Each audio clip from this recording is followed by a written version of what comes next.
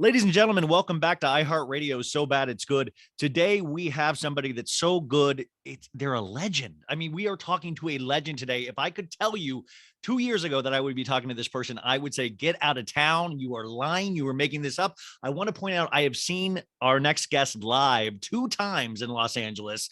And the second time, she sold out a venue that most rock acts do not sell out at this point. She has 2 things that I want to talk about today. She is back on tour again. And I told you a year ago, I said, I will know when this country is getting back to normal when this person goes on tour again. They are on tour again. And she's got a new non-alcoholic sparkling rosé, which we've heard about before on the show, Fose Rosé. Countess Luann de Lesseps, welcome to the show. Thank you, Ryan. Wow, what an intro. I could keep going. I mean, do you know how much you mean to people? Do you know how much?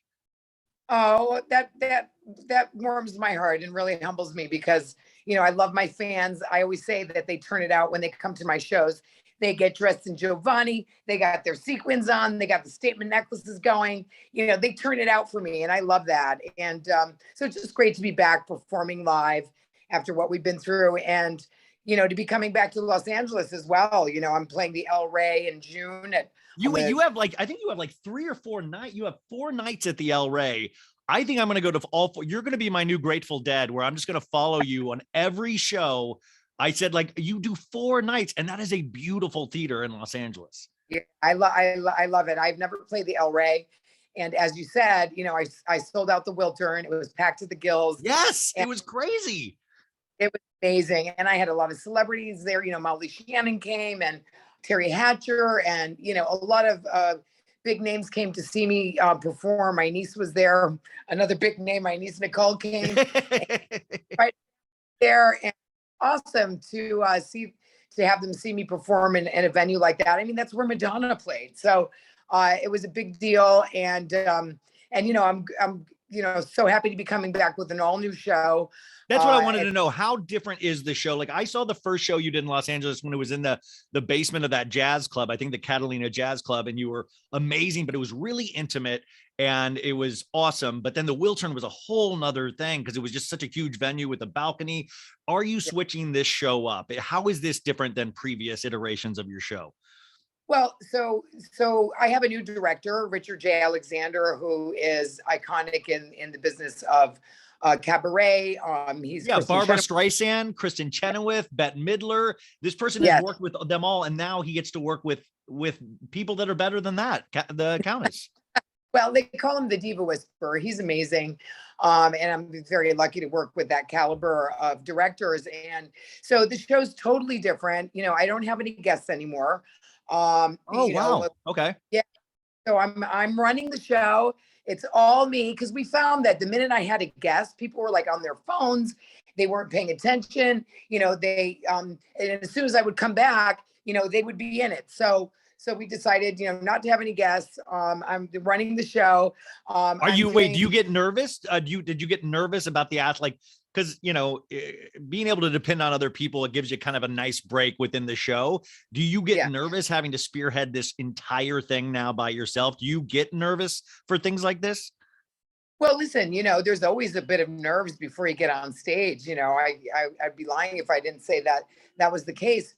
But, what I love about my show is all the music is really picked by me. So even though I have the most incredible director, I pick all the music because I know what I know what I love. And so if I love it, I know my fans are going to love it. And so I picked a lot of, popular music that I love, and I make my own. So I change the lyrics. I mix different songs together. I always do a Q&A with my audience, which my fans love. So we get to talk Housewives. I show some amazing clips. From the past, from the present, classic songs, and I've got video packages, and it's just a really fun trip with me. You're basically in my living room, and fasten your seatbelt. I'm the hostess, and I'm going to entertain you. I mean, you really do this. They were 2 of I go to so many concerts, and they really were. I kept talking about on the show some of the especially the Wiltern show was so much fun. Like your audience, the people that go to these things, that's what's great because we get to see you and then we get to meet each other too. And it's like this really kind of great communal experience that I highly recommend for people if you really want a fun night out. Right. Well, and that's what I love too. It's like, when you go to a show, like you go to a Broadway show, you don't really have anything in common with the audience, right? Except for the Yes. love of what you're seeing. But it's not water cooler talk. It's like, you get to come, you get to, you meet people who are like-minded into the Bravo world and universe, and into the Housewives. And so already you share this love and stories that because, you've seen it on television. You have gotten to know me through television, or at least a part of me. And what my cabaret show does is you get to know a different side of me that you don't get to see on television. So that's what I bring to the stage. There's a lot of great music, great does it ever worry you though, like because we think we know you, we think like after this many seasons of New York, after you've shared and you've been so open about your life, we all come and you're almost, and I know this sounds weird because you're above us in a lot of ways, we think of you as family. Like we think of you like, is that kind of weird to be perceived that way, where you could be walking down a street or and we feel like you've been in our living rooms for so many years now? How weird is that for you though to deal with on a daily basis? Well, listen, I just feel like I'm connected to the fans. I don't ever think of myself as, as on another level. I do. I'm saying I think of you. I don't think you do. I'm full of flaws too. And but I love I love the fans. And, when people come up to me, it's always very positive. I never get, wait, you're not Ramona, by the way. You're Ramona. Your Ramona gets crap. You probably get everybody wanting to hug you or something. I know it's pretty awesome. The fans are great, and I love that. So I get so much love from the fans. I always say I can trip and fall, and my fans will be like, "That was done so elegantly, Countess." So I feel like did. You know what I mean? They make me feel welcome. They make me feel comfortable because there is so much love in that room. And that makes performing a lot, easier for me because, I feel that love. And for me, it just takes away, any stage fright that I might possibly have, I'm going to Coachella this weekend, and I was like, we need Countess Luann at Coachella. We need you at music festivals. We need you in a dance tent, because that would be probably the coolest experience. I want to talk about the Rose in a second, but I do also want to compliment you on Ultimate Girls Trip season 1, which they put on Bravo after Peacock. But I thought this thing was amazing. Did you have fun making it? Yeah, I had a great time on that trip. I mean, I think they pulled out all the stops. That we had a huge crew. We had drones. The visuals on that trip alone were just amazing. And it was only 8 days, right? You were only there 8 days or something crazy. And I've never seen turquoise water like that in my life. We rode horses through it, waist deep. It was pretty incredible. And, I really got along with all of the girls, and I had a great time on that trip. It felt like old school Housewives to me. Yes, that's exactly it. That's it. Felt like, Housewives, in the good old days. And I think that's why, with what's happening with Roni, that they're doing that OG kind of cast and, and doing a new cast. But I think, let's see what sticks. I mean, I think it's a great idea. I think it's good to see both, different age groups in New York. But it made you shine. It made you shine in a different way. Like, we're so used to seeing you on old school Roni that this gave me a whole different appreciation of you. There was that one moment on the boat where you were kind of discussing your love life, and it was like this really beautiful, like you were being so open and real about like dating and all of this stuff. And I mean, that of course was when Ramona went downstairs and pulled that whole Ramona thing, but it was really nice because I was like, this, like, I forgot, like, last season is whatever with Roni, but it didn't get to showcase all of you ladies the way that I think this did. And that's what I was going to ask, is that, are you potentially excited about the split? I know there was a rumor you were doing your own show with E. Like, where are we now? Because that's one of those things you do belong. Like, I just can't imagine Roni without you, but at the same time, I want you to be able to do what's good for you. Where are you now with all of this? Are you allowed to say? if they asked me back to do Roni, and I think they're calling it, what are they calling it? Roni Legacy. Roni Legacy. Legacy. Asked back, I can't think of anything more fun than filming with all the OGs, so I'm excited about that. And I can't, really confirm anything with E yet, but we'll see what happens. So you'll know as soon as I know. We'll know. It's one of those things that I can't imagine it without you, but I wanted to know if you liked the idea of a split or not, because it must have felt weird last season, even though it was in a pandemic season, it just didn't gel in certain ways. I don't know if you felt that during filming, or did you feel that after you watched it? Well, listen, we filmed at a really difficult time. I mean, it was the election, it was Black Lives Matter, it was COVID.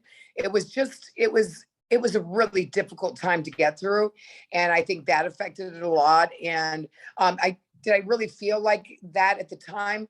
Not really. So I was kind of surprised at how the season ended up.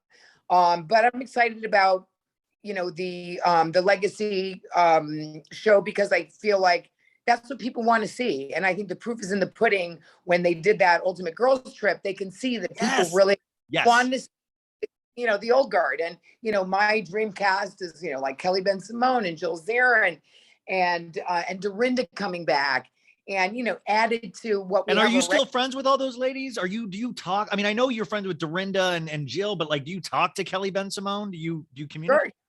I see Kelly quite a bit. I talk to Jill all the time. I had dinner with Dorinda the other night in New York. So yeah, we definitely see each other because we are real friends. And that's what makes that friend group work. And that's what makes reality shows work well, when we can tell you guys actually have a real relationship with each other. And that's why it's so good. Exactly. Otherwise, they would just come up with a new cast and get rid of, the OGs. But I think it's really important to bring back the OGs. And I think that's what people gravitated towards during the Ultimate Girls Trip. You're one of the only housewives that Bravo actually did an hour-long special on a while back called Before They Were Housewives. And, you guys have to go watch this. We can't get into it right now, but you have such an amazing history of where you started to where you are now. Like, it's epic. It's like a movie epic where, you're traveling overseas. You came from humble beginnings. Like, it is a wild story. And I had never seen it was so wild that they never did one ever again, because I don't think anybody could top your actual story. Does it still blow your mind, that journey from where you started to overseas to the Count to this? Like, does it blow your mind, or were you always as a kid of like, my life is going to be huge?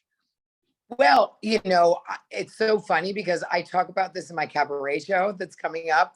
So I actually talk about, growing up in a small town and always dreaming of a bigger life. I never imagined, of course, I would marry a French aristocrat or be a television star in Italy. I speak I used to work for Berlusconi. And did you go to an award show and they thought you were like Sharon Stone or somebody like that? That on YouTube. It's pretty amazing. It's amazing. Yeah. So I had a big career in Italian television, and became a big star over there. And then, of course, I met my husband, and then had children.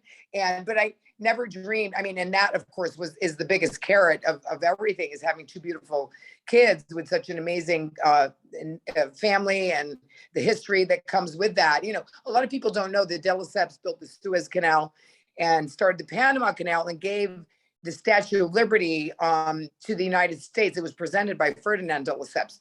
So a lot of people don't know the history. They think that I picked the Countess title out of a Cracker Jacks box or something. So it's truly a historical name. So now, when I met him, I did not know of his. We got married 2 weeks later. We eloped. So I really understand the gravity of how important the family was. So, to end up doing that, and then coming back to the States and being cast as a housewife, and and then doing a cabaret show. I mean, not in my wildest dreams. So I actually and you're also an entrepreneur. You've got this Fosé Rosé, this sparkling rosé, Fosé Rosé. I mean, this is another thing. Did you ever imagine having your own brand of non-alcoholic sparkling rosé? You couldn't have imagined that, right? No, but I'm a manifester. I manifest. I told myself, by the time I'm 30, I want to be married and have children. And I was an Italian TV star at the time. I didn't know how that was going to work, but it just kind of did. And during the pandemic, I wasn't drinking with my daughter who doesn't drink. And so we couldn't find anything that we liked.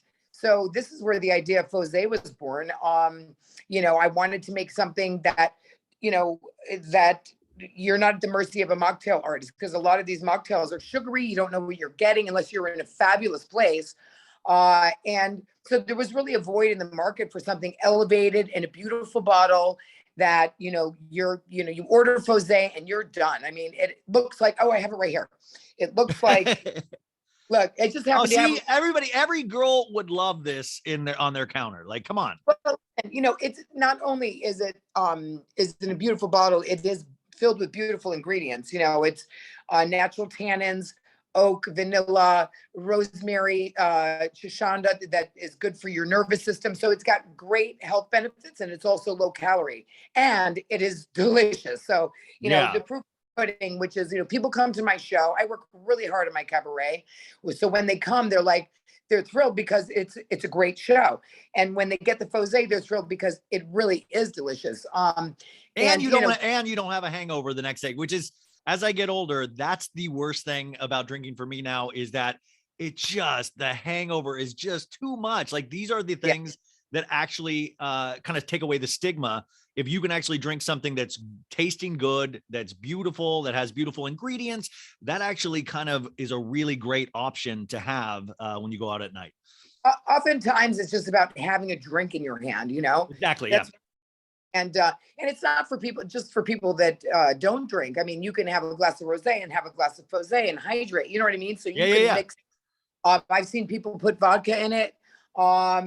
It's a good mixer as well. Okay, that's good. So you could actually use it for both. Oh yeah, absolutely. And it's great for women that are pregnant. It's great for spas. It's great for if you're not drinking for dry January, or you're not choose not to drink for the night. It's a great option. I love that. So I'm very proud of it. It's doing very well, and I just got distribution on it. Yeah, I want this to do real, like, this is one of those things, like, we support you, so we want to do this very well. So we got to go out and get this. We also got to go to see the shows. I only have a little bit more time with you, so I wanted to talk a couple more things. I said you were coming on to my listeners, and the number one question was, is the government studying you because you're aging backwards? Like, it really is truly ridiculous how, like, if you look at the earlier seasons, you do look younger now than you do at the beginning. Like, what's happening? Do we need to study you? Oh my God, you're so funny, Ryan. So, listen, I think that the longer hair, people are loving and finding that I look younger with longer hair. I don't know. I actually am thinner than I was then too. What do you attribute that? I mean, do you have an insane workout schedule? Or is it just natural genes? Well, part of it is natural genes. Part of it is that I do work out. I don't insanely work out. I like yoga. I'll switch it up with maybe a walk in the park or a run in the park. I just stay very active, and I have a Mediterranean diet. I try to eat, just protein and greens. But I'll have cookies. I'll eat, like I'm not drinking, so I have a sweet tooth now. Yeah. That I had that the entire 2 years of the pandemic. It's really did not do me any good. The other thing everybody wanted to know is, where are we on the love life? I was like, you kept talking about Garth and the lamb stew, the lamb curry last season. But we are very invested in your love life because we want the best for you. Where are we now? Are you allowed to share anything about who you're dating? Well, sure. I mean, I'm dating right now, and I don't. Well, you're not on any apps, are you? We couldn't find. If I go to New York, I couldn't find Countess Luann on like Hinge or Bumble or anything like that. Well, no, I got off of the apps after the pandemic. I met Garth on an app, but I just feel like now that we can go out and enjoy each other, without the use of a device, it's quite nice. So I'm actually enjoying meeting people and being set up by girlfriends. I actually ran into an old boyfriend of mine from England that came to New York, and so we had dinner. So I'm dating, like I said, nobody I want to introduce to my kids just yet. But listen, I'm very busy right now with my cabaret shows. Yeah. So this summer is going to be it, Ryan. This summer is this is the summer. Well, because I always just imagine like you going out, like I mean, even we saw on the Ultimate Girls Trip with that dude that Ramona was after, and then he kind of it seemed like he kind of liked you, even if he was even going that way, kind of like you more. And I just wondered what that's like to go out with your girlfriends and you. I don't know how to say this politely, of like if you are aging backwards. I just think if you go out with people like Ramona and stuff, you're going to get the majority of the attention. Is that ever weird for your girlfriends where they're like, we don't want to go out with you because you might get more attention than we will? Well, I don't have girlfriends like that. That's good. That's good. Well, you don't have 50 girlfriends like that? Okay. Right now, and Ramona, listen, she's a type, you're either Ramona or you're going to go for me. So listen, I think that weeds out people quite, nicely. Yes. And Ramona, you'd be surprised. Ramona has no problem, picking up guys, so. No, we've seen. Where are you with Sonia lately? Sonia has been traveling quite a bit. I think she's been spending a lot of time, doing appearances. She's doing her own little comedy show now. So I'm happy for her. Sonia and I are in a good place, and I love Sonia, and I'm always there to support her, and she does the same for me. So we've got a great relationship. Sonia and I are old friends. Did you give her any advice for her cab burlesque? Because you've been doing this now for years, and this is like, you are a pro at this, and she is kind of in beginning stages of, do you have any advice for her? What have you found through performing this cabaret? My only advice is, for her to obviously to do the best she can do, and be ready for it. I'm a big preparation queen. I mean, you can't, I'm like, I've got, she's showing me notes for her. And I grew up in theater, and like, that makes me geek out so hard. Like, I would love to see what Countess Luann writes down as show notes. Like, is your director intense too? Like, you got to pick up this cue here, you got to pick up that cue. Oh, totally. He's all about the showmanship, and it's all about the dialogue and delivering the line when you need to deliver the line. So, I work really hard at making my show professional, and I'm on the Live Nation tour at this point. And so, to Sonia, I say, prepared and organized is the key, and know your lines and know your show, Sure, that'll be no problem. It'll be no problem for Sonia. She'll be organized. It's amazing. Okay, so Legacy, hopefully you will be on. We've got the Fose Rose, which I'm going to put all the information in the show notes, you guys. I will be pushing that also in my Instagram stories, and I'll keep bringing that up probably once a month for the rest of my life. We also want to make sure we sell out this tour, you guys. It is okay to go out again. I swear to God, we just be safe. There's going to be 4 nights at the El Rey. We're going to do a So Bad It's Good meetup at one of those nights, which I will be announcing, where we can all see the Countess together. You are packed to the gills. Is there anything else on the manifestation board right now that you have not achieved that you're like, this is my next 3 years right here? Well, I always say, how cool would it be to have like a Housewives View talk show? How much would you love to see that? I would yes, of course I would love that. Yes. That's what I was like. Do you ever are you pitching shows? And that's the other thing, all these flipping housewife books, and we want your book. We saw you working on your book years ago. Leah just did her book, Chaos Theory. We want the Countess Luann. That's a definitive story. I'm working on a memoir. Absolutely. Okay, so that's in the future. The talk show would be great. Yes, and let's see what happens with the Housewives and other projects that I have in the works. So we need, and maybe Countess Luann goes to space. Maybe we get you on one of those Elon Musk ships, and we get you. You be the first housewife in space. That would be huge. Oh my God, that would be awesome. I'm insane. I'm sorry. I don't know, Ryan. Would you want to go to space? Want to go with me to space? Yeah, that would. By the way, that's on my manifestation board. And finally, are you anywhere with Ebony? Is you guys talk at all? It seemed like she had a very rough entry into the Housewives thing, and I know she was recently on a podcast and said, you guys don't talk. Is that true on your end as well? And I have nothing against Ebony. We landed, all of us, in a good place at the end of Roni. Yeah. So I've got no beef with her, and I only, wish her the best. And let's see, who you are too nice. You are so very, very nice. I keep wanting to keep this going because I just like you so much. But thank you so much for this time, because I've been watching you from day one. I remember the first time I saw you on the show, and this is so cool because you actually have, I want to point this out to everybody. She's got this whole other life outside of the Housewives that I think is so cool. Like, you were performing in venues that I see, like acts that I've followed my whole life, and you were there and you were selling them out. And it's just a really special thing that is very unique to you now. And I just can't wait for you to keep going with this. Thanks, Brian. When I first started cabaret, I had no idea that there was really a void in the world, right? In that space. I did this show because it was what I wanted to do. I didn't realize that it would take this cabaret, tour in space and the universe. And I'm thrilled because, like Cheetah's gone and Liza, and not gone, but they're not performing now. Have you ever met Liza? I wanted to know. Yeah. You did? I went to Liza's birthday in New York. I met Liza the first time I did a show. I was part of a show at Town Hall in New York City, which was for Broadway Cares. And that's where I met Billy Stritch, who's my musical director. This time around, I had Brian Nash because Billy's on tour as well. But I met Billy Stritch that night. And my publicist goes, Luann, you just have to go on and sing that one song that you sang with Natalie Cole. Remember when I sang LOVE? Yes, totally. Go on and do LOVE, you'll be great.